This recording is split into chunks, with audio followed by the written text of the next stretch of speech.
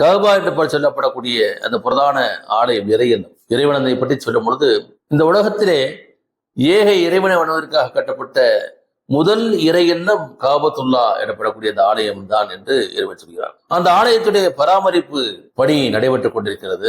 நபிகள் பெருமானுடைய அந்த இளமை பருவம்.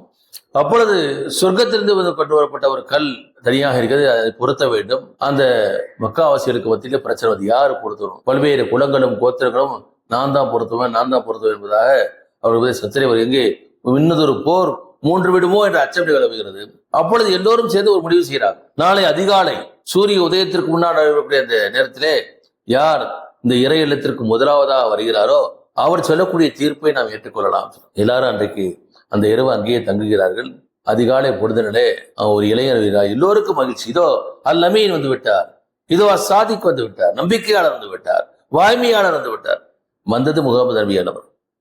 என்ன பிரச்சனை கேட்கிறாங்க. இந்த மாதிரி பிரச்சனை சுனத்துடைய அந்த தோளிலே போட்டு அந்த போர்வையை எடுத்து விரிக்கிறார். அந்த சுவனத்துக்கல்லை தானே தன்னுடைய திருக்கரங்களால் அந்த போர்வையை வைக்க அந்த போர்வையின் ஓரங்களை எல்லா குலத்தின் தலைவரும் பிடிக்க செய்கிறார். எல்லோரும் உயர்த்திய பிறகு தானே இந்த கல்லை புறத்துகிறார். அன்றைக்கு ஒரு மிகப்பெரிய போர் தவிர்க்கப்பட்டது என்பதை பார்க்கிறோம்.